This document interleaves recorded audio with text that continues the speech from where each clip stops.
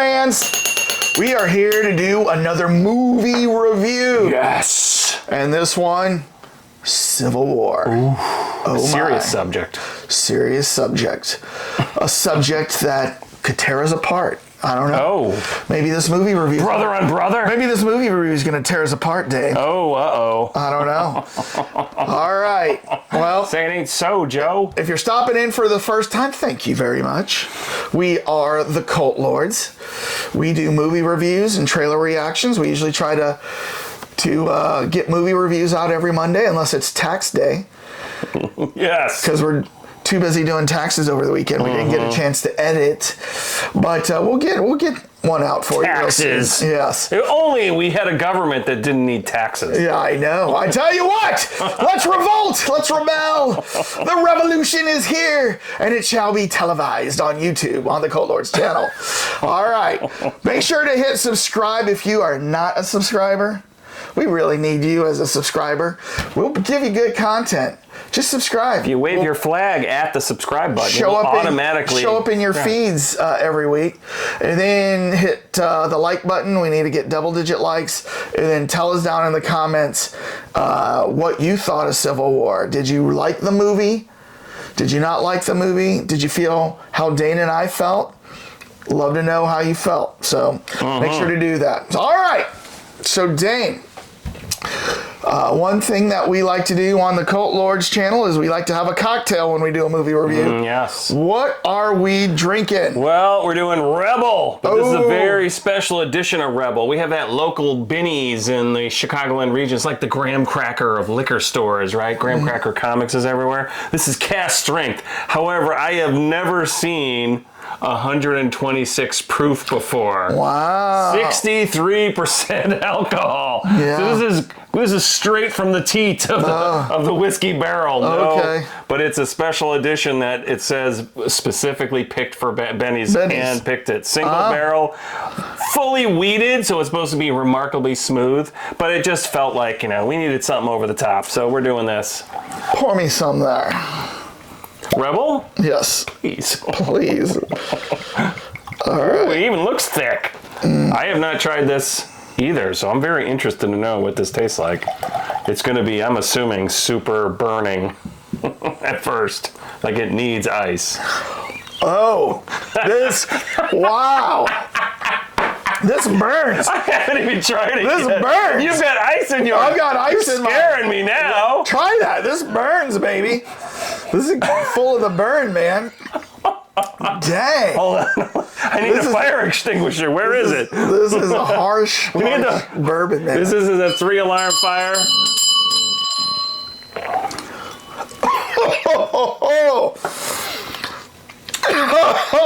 I'm swirling around it. Doesn't that burn more than normal? But man, that is good. Holy cow. You Yowzas. so much like molasses, and I'm getting like there's some other element in there. Obviously vanilla is playing, but what do you think? I mean, obviously the butterscotch, but no, I don't taste butterscotch in this.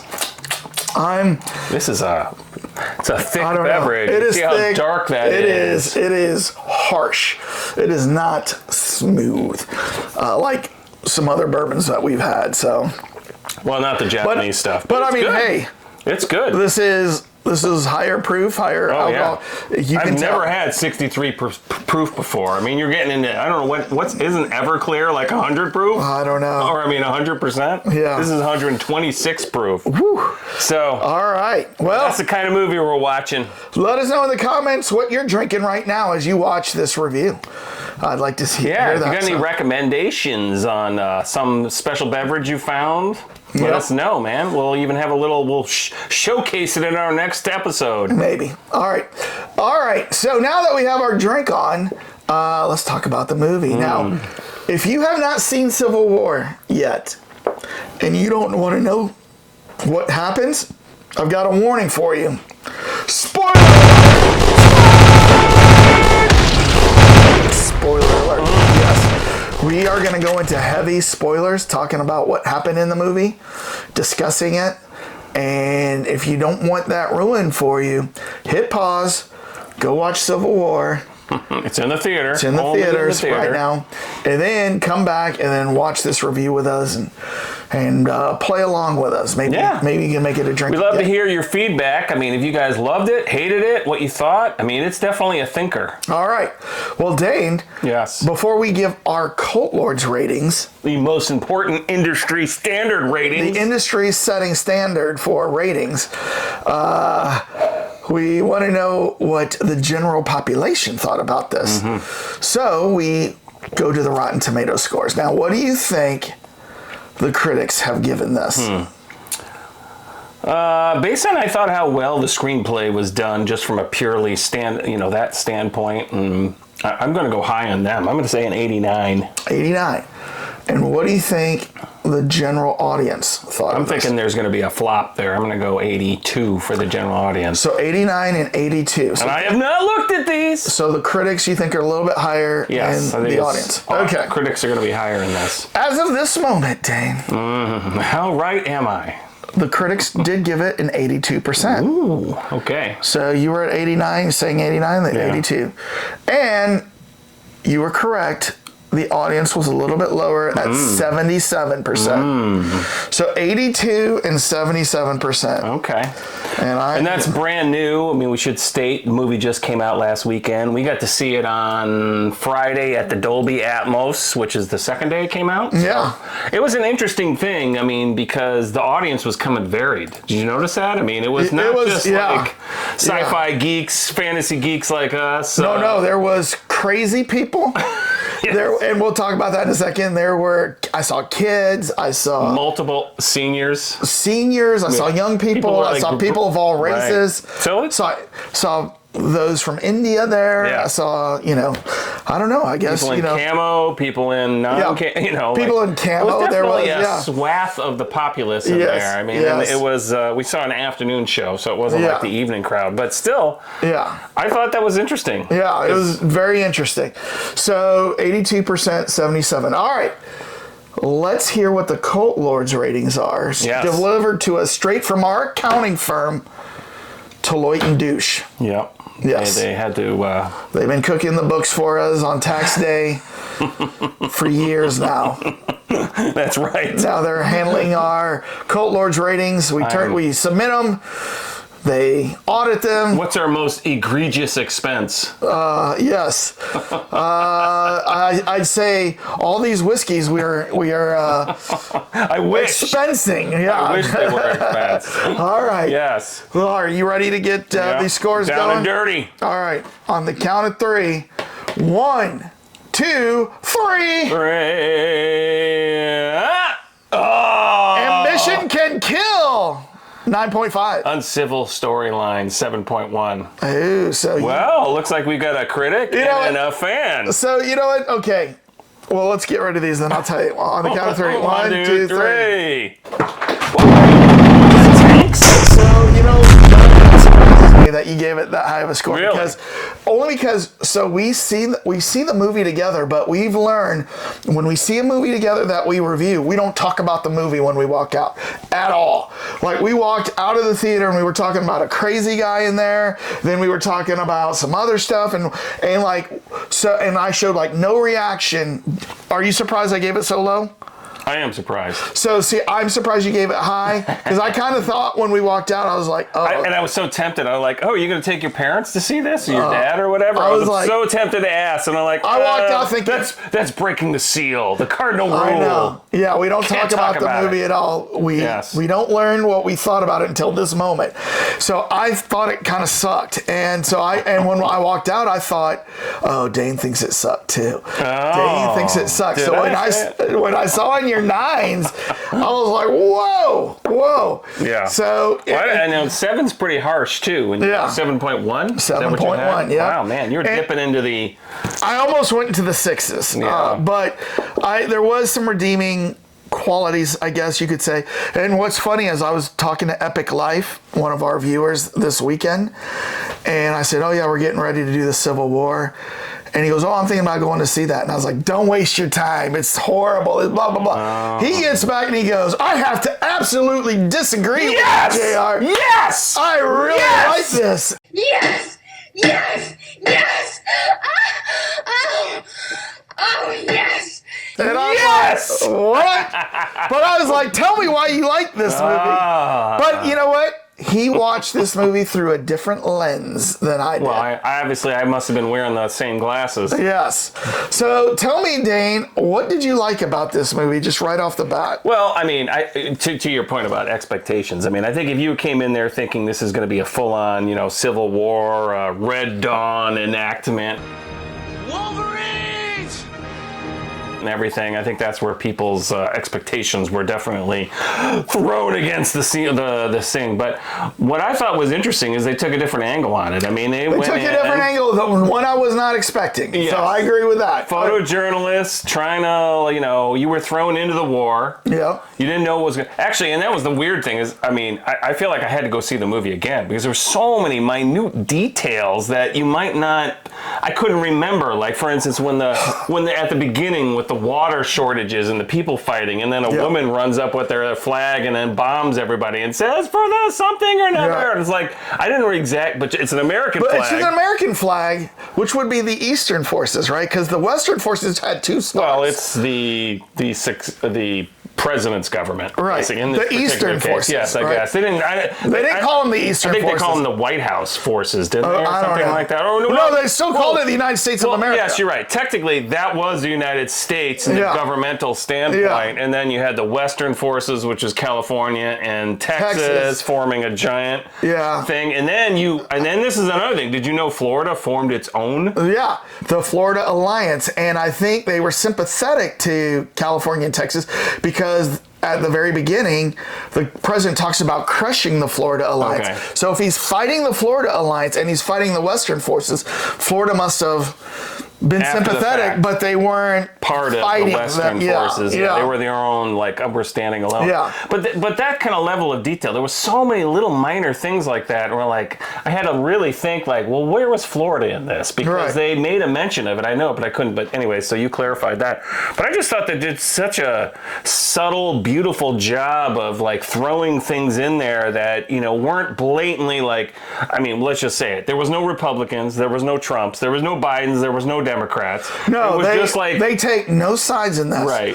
And maybe that's where I had a little bit of a problem because I came in and from the trailer, you had me intrigued, right? I want to see this. I want to see why would the United States have a second Civil War? And that answer is never answered. Well, what was the reason for the war? Because the president, who is despotic, has disbanded the FBI and declared he is now taking a third term. But that before the war or after the war? That was before the war. How do you know that? They don't say that.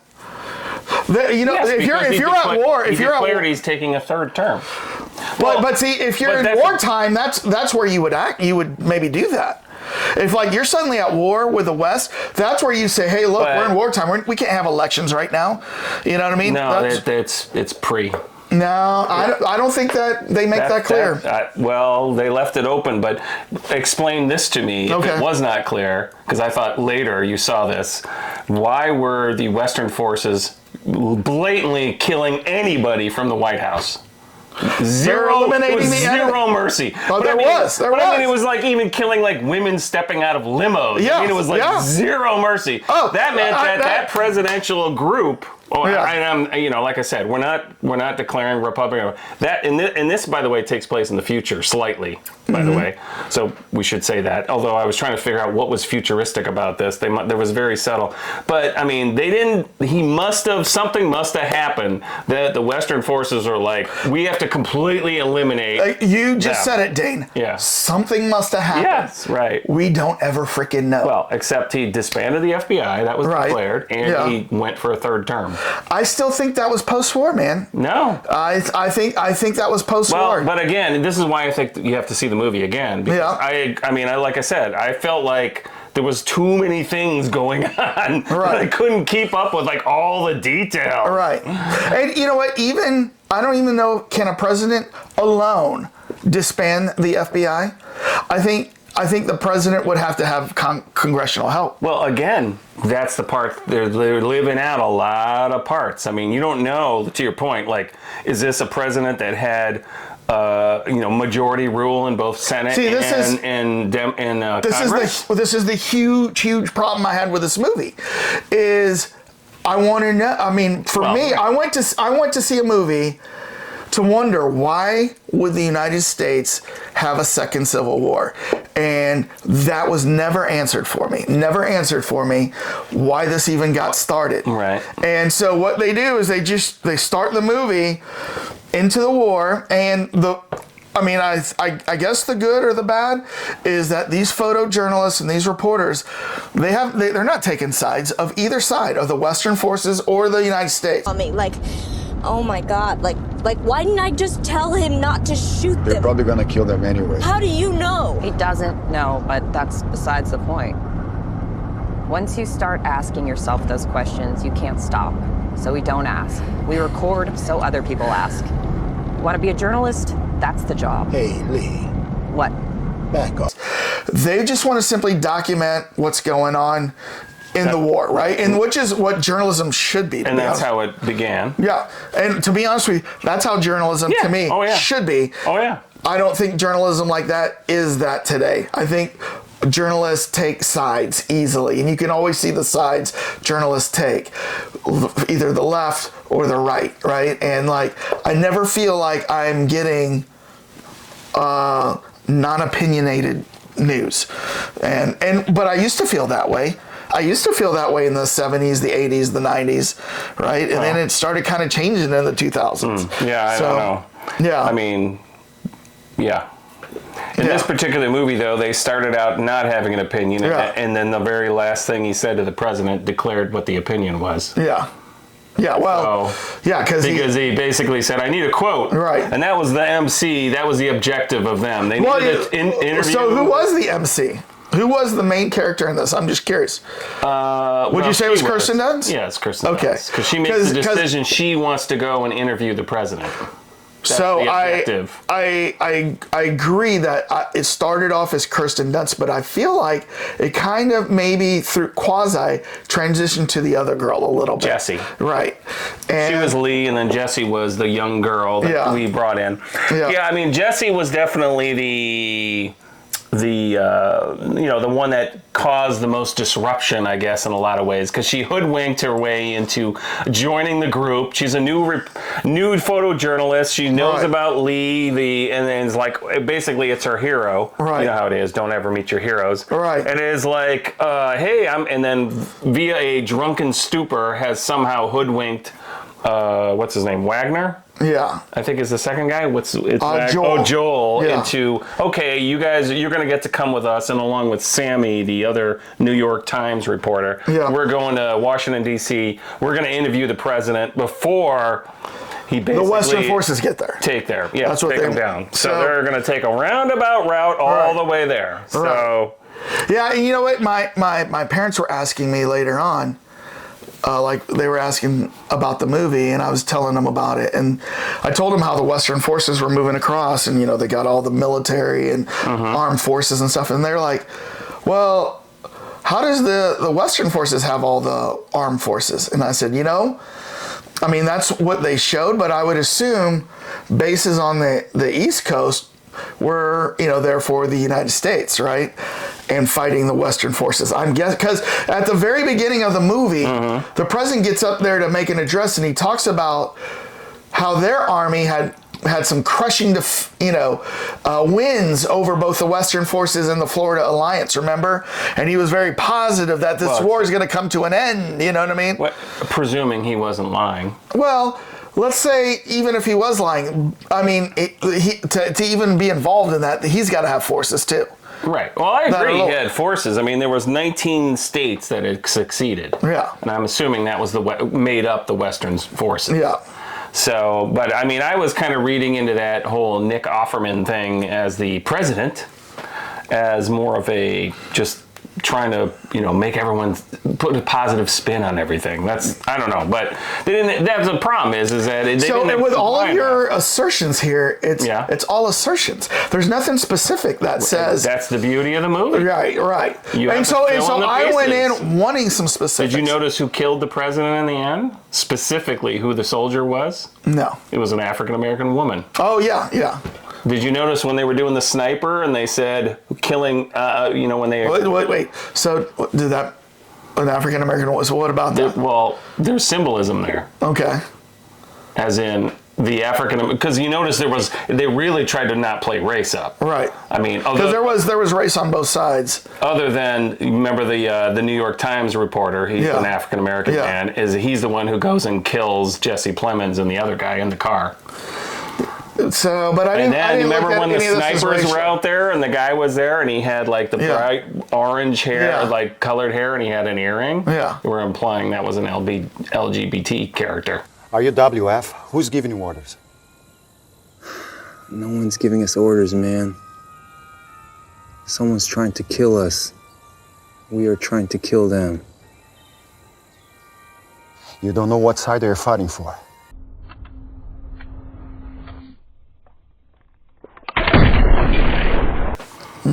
Okay. So, I mean, it was very subtle. I mean, and then the woman at the beginning that runs up with their flag, a white woman runs up. That you didn't expect that. I mean, that normally does not fit the. So, like maybe So there was a lot of like subtle things going on. So, like, I didn't pick this up. I didn't see anything racial in there. Are you saying I should have been looking for that?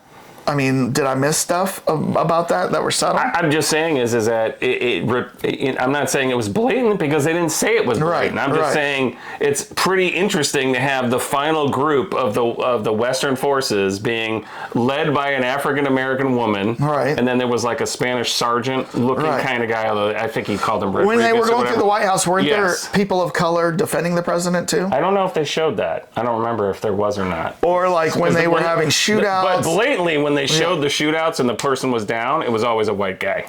Okay. So I don't know if they did that on purpose or not. I didn't pick that up, but I mean, like looking back on it, that could very well be. Yeah. So I mean, it was subtle. I mean, the other thing I loved about this movie is that when there were quiet moments, all of a sudden it was almost a jump scare. And you can answer this because like I haven't really shot a gun before in this level, but with those like shot sounds and the like the bah, bah, bah, I mean, it was so loud, and we saw this in Dolby Atmos. And I mean, I jumped a couple of times. I know when you jump because it made me laugh. So when Jesse Plemons is questioned, well, what kind of Americans are you?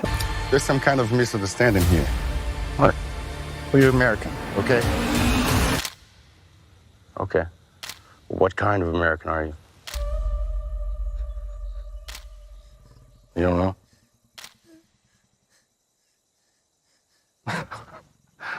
And he goes around, he goes, where are you from? Florida.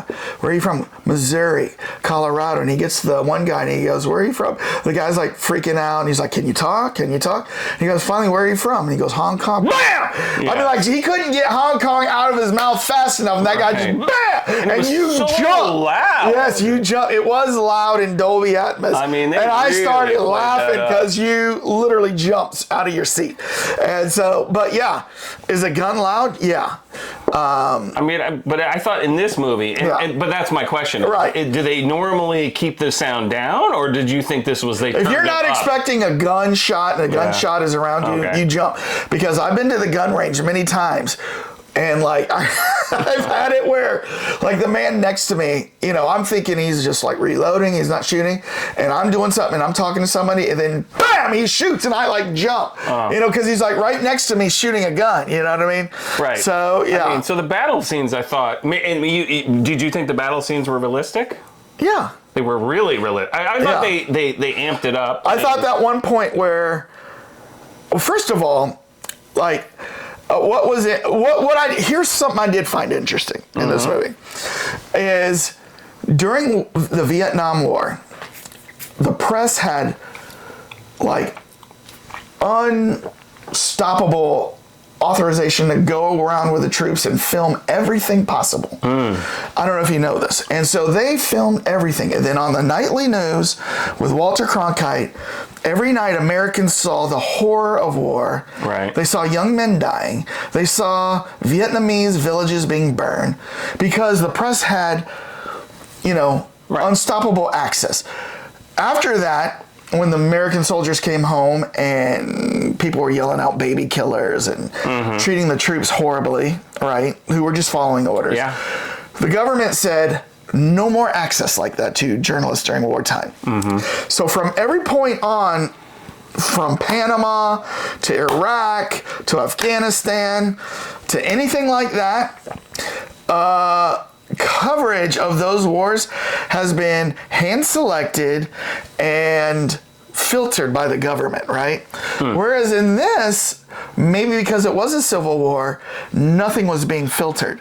And like they're literally, what I thought was interesting, they are literally right there, standing right next to the guy shooting. I mean, that was a very big pictures. scene. I mean, because that one guy was dragging her around, like, get out of it, move, almost like it was like a weird, yo-yo. Like when they were were, like, fly out there, take your picture, come back. When they're fly out there, going through the White House, Yes. really. But like, I'm even thinking early, when they're at some two buildings and there's some guys for the opposition forces up there, and then some people down here shooting, and I don't remember who was who as far as like, were they with the Western forces? Well, no, these are the Western forces down here. How do you know that? Because, and it's very subtle, but remember they said no journalist is going to show up with the White House because they're going to get shot on sight. So you have to assume, and maybe I'm incorrectly assuming, that the journalists are with the people that aren't going to kill them. So they're with the other people. I don't think anybody was. I mean, I think journalists, that's the reason why when they went through United Forces check passes in like West Virginia, they said, let me see your passes. And those were United States troops, and they were like, okay, got a pass. Were they? Yeah, they were guarding the local area. Okay. A lot of times they didn't declare anything. Right. I mean, that's why the journalists were neutral. So on that point, at the beginning with the whole water shortage and everything, and it went. So who were the police? Was that the Western forces or was that the White House? Because I mean, I don't know. I don't know. That woman ran in there with an American flag and bombed everybody, and I think she said for the United States or something like that. So you have to assume that means they are not the United States that's trying to battle off the water shortage or whatever is going on there. I don't know. So I mean, it was. I don't know. But again, it's subtle. I mean, I agree. There was so many little nuances that this movie has to be viewed multiple times. And you know what? Figure it out. I hate to say it, but like if there truly was a civil war, you would have to kind of wonder like who people were and who they were aligned with. Yeah, well, I mean, the Jesse Plemons scene was exactly that. Yeah. I mean, he was just like trying to probe, like, oh, are you part of? And then when they say Colorado and Wyoming, what was the two women in Missouri? They're like, okay, you're good. Yeah. And then even though those are secessionist states, those were secessionist states. But they were. Well, except we don't know Jesse Plemons' exact alliance, right? And I think, and this is another thing is that a lot of times he could have been just. Well, yes, a line. He could have just been. He was just cleaning up. He wasn't. Right. I mean, because I don't know. Did you happen to notice the faces of the people that were in the ditch that they killed? So this is a big scene. So Jesse Plemons, they get, after the main group are riding down. By the way, did you get a lot of Walking Dead feels from this movie? In the beginning, when they're driving across the country, I know everything's abandoned. There's a car coming up behind you. They pull up to like a J.C. Penney's that's empty, and down helicopters. Wow, somebody's watched a lot of Walking Dead. Yeah, I did get that feel. But like what I'm saying about Jesse Plemons and the other guy is. There's three of them, yeah. They could have been Western forces. They could have been United States. But here's the other thing they could have been. They could have been just opportunists. Well, and I think that's like local opportunists. They were. You know what I mean? Like looking for stragglers and didn't fit the bill. Didn't fit the bill, and robbing them, taking their stuff, right, their resources, and just Yeah, and that would have Get been rid of interesting if they had actually made any, but we don't see that. Like, they didn't rob anybody. They just caught Jesse and the other random news reporter guy that showed up, and then they blatantly kill him. Because what's interesting is once they get in, remember, like, once they went into past the perimeter, they were now entering in to, like, Eastern Forces or United States territory. Like wild country. So, but then they needed gas, right? And so they pull into a gas station. It's being guarded by 3 locals, right? But the 3 locals come out and they're like, you know, who are you guys? And they're like, we're press. Here's our badges. We're just passing through and we need gas. And they're like, okay, how are you going to pay for this? And they're like, they go, first of all, I think they said something like, we got some American dollars, but then we got some Canadian. And they go, we'll take the Canadian. Did they say that? Yeah. Do you remember that? Oh, I missed that part. Oh, I was wondering what. Because I was going to ask you why. It's going to be $300. Right, $300 Canadian. Oh, okay. Sir, if we pay, I was never going to give it free. over the odds. What's over the odds? 300 for half a tank and 2 cans. 300 buys you a sandwich. We got ham or cheese? 300 Canadian.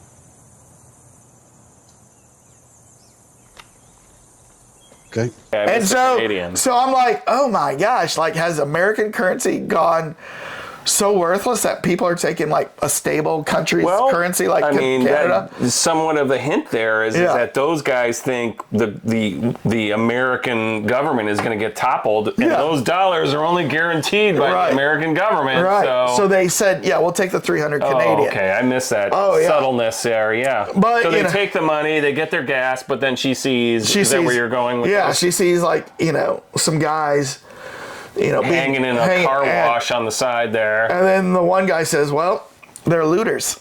You know what I mean? And this is what we do to looters around here. And didn't he say, though, that I used to go to high school with that guy. He didn't really talk to me. Yeah, he didn't talk to me. But he's a looter. So, screw him, right? And then So it's amazing how Civil War can make people uncivil. Probably. Yes, well, and that's the big thing, right? Yeah. I mean, this brings out the worst in people. You know, and The Walking Dead, obviously, is supposed to be that exact commentary, right? Yeah. But but that's what I loved about this movie is that it dribbled out little bits and pieces, like the Canadian. So all of a sudden you're like, wait, the U.S. dollar is not worth it anymore, and you know. So here I'm going to tell you where I have another big problem with this movie. Okay. So we're calling Kirsten Dunst the main character. And as they build her up, they kind of keep doing flashbacks of her where she's been in many wartime situations, like in Africa and Afghanistan and around the world, right? She's been in these war situations, and she's developed a toughness around her where she is, like, instructing this new girl that you got to be tough. You can't have emotions, like, as you're taking these pictures. You can't pick sides. You can't have emotions. You can't let people see your emotions, right? She's instructing this girl this, right? Because the girl's breaking down a couple times, like twice. I think she breaks down. Deal with and then their friend, the New York guy, dies, and we'll just say Kristen Dunst deletes the photos she was going to take of it. Yeah, when she goes, she wipes down. She doesn't cry. You know, the guy cries. The young girl cries. Kirsten Dunst, tough as nails, wipes up the blood.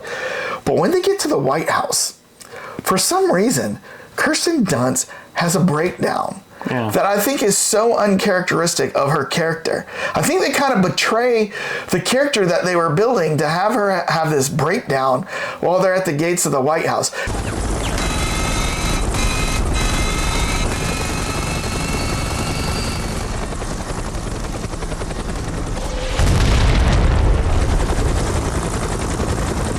And I'm like, this doesn't make sense. This doesn't add up to me. I don't know. She had PTSD was what happened. All the bombing and everything going off, she just all of a sudden... I don't believe it. I mean, that was the... I don't believe it. Well, I mean, you'd have to talk to somebody who's had PTSD and ask them how it works. Yeah. I mean, I think you're saying that she has PTSD. She never said she has PTSD. Well, but they're blatantly showing her, like, cowering in the corner. Like, that's what PTSD does. Yeah.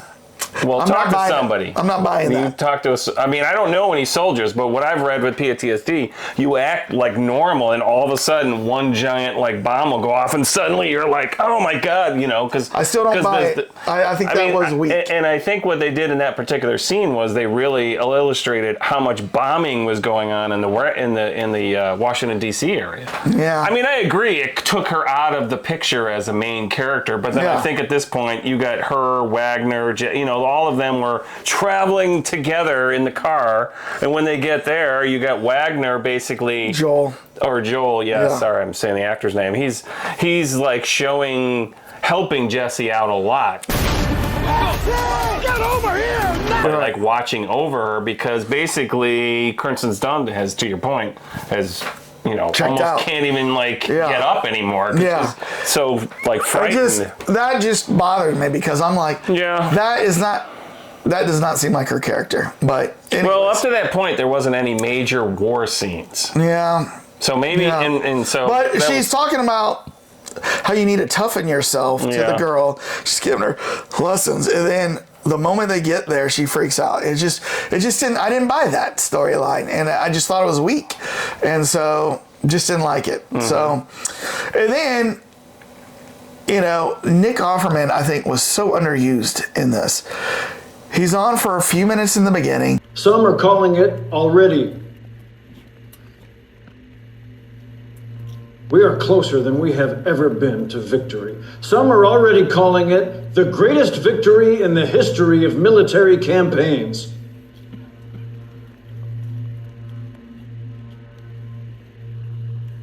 And he's on for a couple minutes at the end. And I'm like, oh man, I would have loved to have seen him in some action where, he's making decisions, he's working with his team, he's trying to counter strategy, the West. I just would have liked to have seen more than just what I saw of him. You know what I mean? I just thought it was wasted. It was definitely a small part. And wasted moment of And him. Unfortunately, they did that in order for you to be ambiguously one way or the other with the president. Yeah. If they didn't show him doing anything except the beginning and the end, he was never in there. I'll be honest with you. I can't side with any one of these sides right now because I don't know the politics. I don't know what led to this. Just because he dissolved the FBI and declared a third term. Which goes against the Constitution. Yeah, but Lincoln did the same thing. He did things. There was no third. There was no. No. But he did things against the Constitution. Like what? I'll have to look it up, but I know that he went against the Constitution during the Civil War because he said it was during wartime, and I'll look it up and put it right here. But I promise you he did. Okay. But so Lincoln did it because he declared it was wartime. So I could see a president doing that. You know what I mean? During a wartime they get situation. emergency powers, obviously, but in this particular case, this is where we're disagreeing on this. I think he caused the emergency by what he was doing. You think it was actually a result of after the fact that they're going to war. Doing it an emergency. Yeah. So. Or through the successions. Maybe they weren't at war yet, but people were succeeding, right?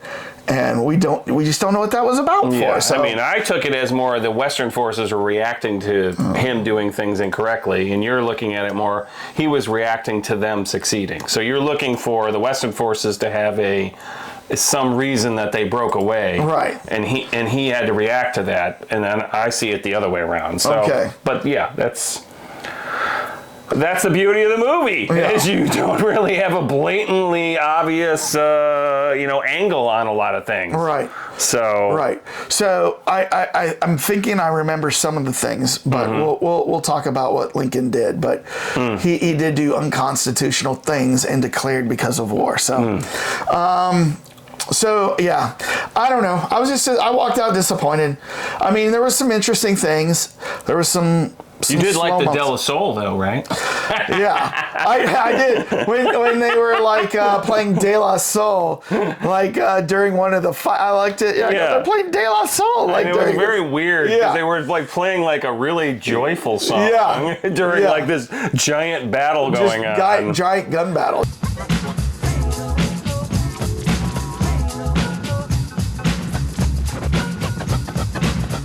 Yeah. And yeah, so there was a lot of that. Remember when they, and I don't know if he did this on purpose either, but remember when they show up and there's like the Christmas, playground, it wasn't an amusement park, it was like a themed thing. And that's when the sniper was going after them. Yeah. And it was just weird because Santa's getting shot up. What's going on? And Right. so there was, I don't know if he meant that to be something subtle or not, but I don't know. because that was another problem I had was, why was that out there? And it's not wintertime. Right. So why was Christmas going out there? Why wasn't it Halloween? Something that was like more in the, we don't know what the month was, but all we know is that there was no snow on the ground. Right. There was leaves on the trees, and So this director, Alex Garland. Yeah, he did a lot of good. He did Ex Machina. He also did 28 Days Later. It's not listed there. Maybe he wrote it. This is as a director, this is him yes. directing Annihilation, which I don't know if you ever saw that. I don't think that was with Natalie Portman. Natalie Portman. Oh, yeah, it was a I very didn't see interesting it. movie. Okay. I didn't see Devs. Don't know. Men. I have that on We'll have Blu-ray. to review that because I heard he said that this was a continuation of Men. Really? Okay. It's in the near future, and that's like something related to that. So writers. So maybe you're saying he wrote 28 Days Later, written by him, and he wrote The Beach. The Beach. What was The Beach about? Leonardo DiCaprio. Oh, yeah, it was like in Thailand. Yeah. I didn't see that, by the way. But Oh, I did. Yeah, it was very interesting. He also wrote Dread. Dread. Is that the one, the good one? Well, the newer one, not the old one. Is that the one where they had to go up like 37 stories in a building? Probably. This is the one, not with 2012. Not with Sylvester Stallone, but with Carl Urban. Yeah, I like that one. Yeah, okay. That was good. Also, the Queen from Game of Thrones. Yeah. Is in it. Lena Headey. Yeah. Headey. So, yeah, I mean, I don't know. I guess we're divided. Oh no! We didn't even plan this, by the way. We're coming to fisticuffs. What do they do in the like in Roadhouse where they were showing the two of them all standing each other, like a pose off before UFC, or like a fighting match. Gotta stare each other in the the eyes. stare down, the way in and then the stare down. Yes. So, the way in and the stare down. Oh, so yeah, I did not enjoy it. You enjoyed it. Yeah. So far, I know Epic enjoyed it. We'll have to see what some of our other buddy critics think. Spoiler King. And we should say this Attacks. was an A24 studio release, and it's I the like highest A24 one ever that they've ever done. Speaking of that, it was Box a $50 million budget, and in week one they did $25 million in the U.S. alone. Right. Yeah. I have a feeling this movie, just because when it goes international, it's going to definitely take off because the rest of the world is likes to watch what's going on in America. They would like to see the downfall of the United States, maybe. I don't know. I don't agree with that. Some countries do. Certain aspects maybe, but yes. Well, I'll tell you what, maybe Canada would because they'll be the standard de facto monetary system in the United States. That's right. There we go. Canadian dollars. But we have two different views on here, which is great. So what we want to hear, Cult Lords fans, is what do you think? Do you support Dane and the Dane forces? Or do you support JR with the JR forces?